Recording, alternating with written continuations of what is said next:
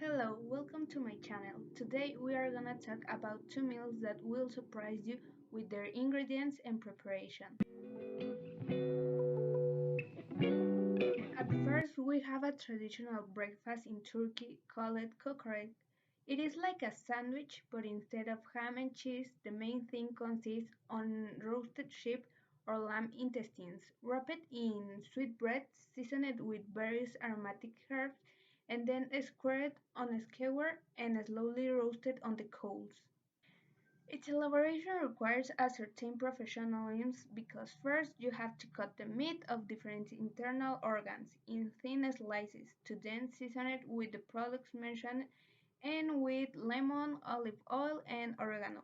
Moreover, the intestine is carefully cleaned and the meat slices are put on a skewer and wrapped in the intestine to keep them together while they are cooked on the coals.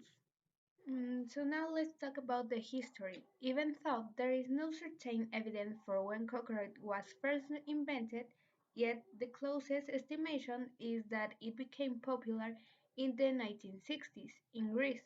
It is known that coconut is almost as old as fire, and it was eaten in the Middle Age as well. Evidence shows that Turks living in Middle Asia were eating coconut widely according to the found inscriptions. After the invention of this dish, it was started to be sold as a street food near to the Silk Road. Everyone loved coconut so much that statesmen and emperors were frequently visiting the Silk Road to get coconut.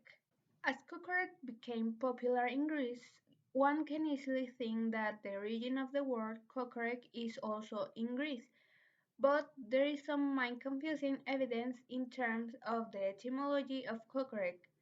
Some said that the origin of the word coconut is indeed from the Greek word kokoroti.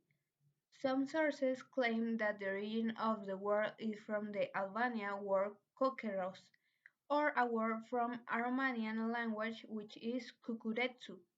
Regardless of what language coconut was derived from, all of those words mean the same thing, which is corncob.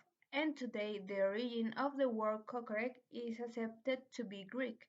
Coconut did not have a presence in Turkey until the 1970s, so it can be said that it is not that old dish. However, today kokoreç is a popular dish in Turkey which has a lot of lovers. It is recommended not to eat it anywhere due to the nature of the meat. It is necessary to carefully choose the place where to try this irreverent dish that in Turkey does not arouse great interest because it is part of the traditional flavors.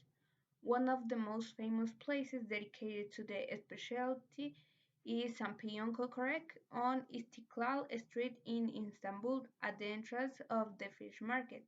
This place opened its doors in 1962 and since then it has been dedicated to coconut, also with the virtue that it pays special attention to the hygiene and freshness of the products with which sandwiches are made. And now we are going with the second dish called hakral or fermented shark. It's an Icelandic delicacy and one of the small Nordic Iceland national foods. It's become something of a tourist favorite. You haven't been to Iceland if you haven't tried roasted shark kind of thing.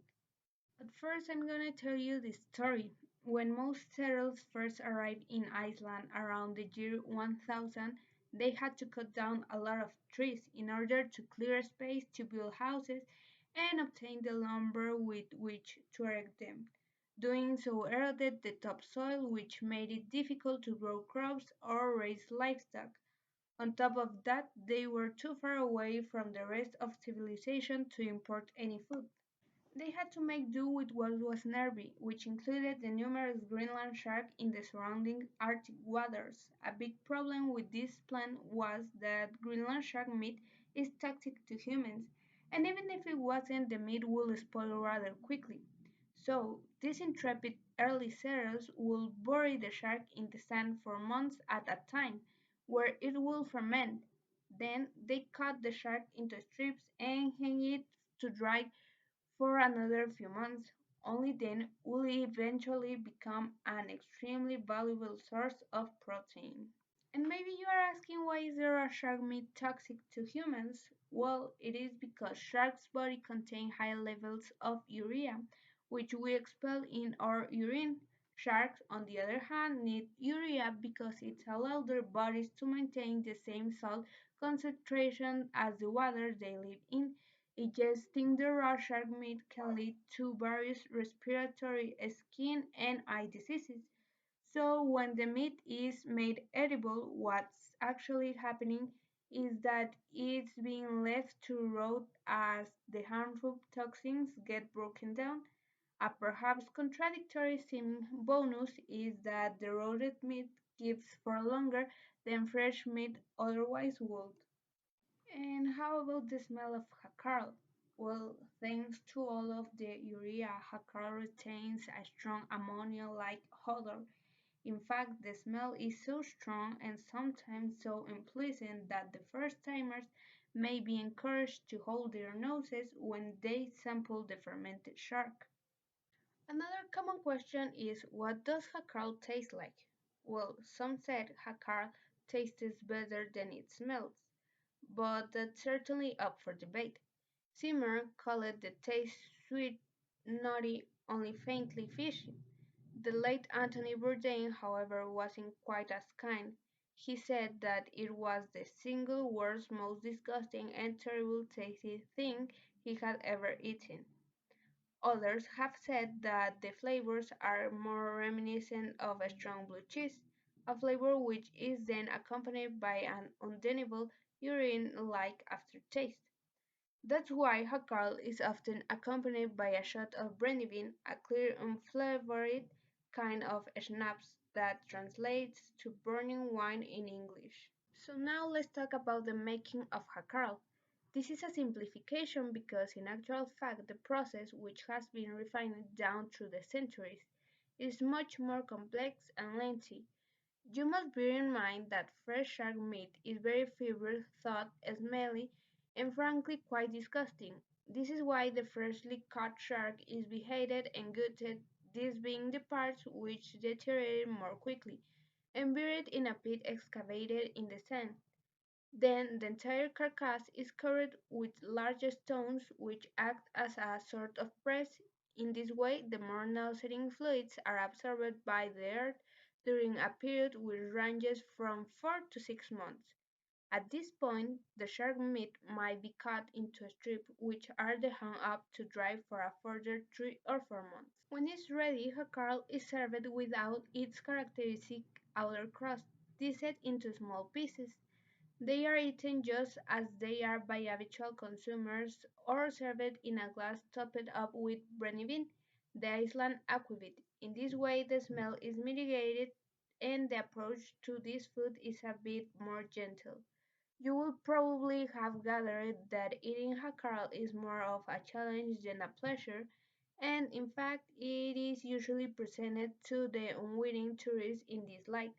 However, there are some who, after tasting it, liken it to cheese with an intense smell and taste, such as gorgonzola. And where does the Greenland shark meat come from? Well, hakarl is typically made from either the stomach or the body of the shark. The stomach meat is white, soft, and has a texture similar to cheese, while the meat from the body has a reddish hue and is much more chewy.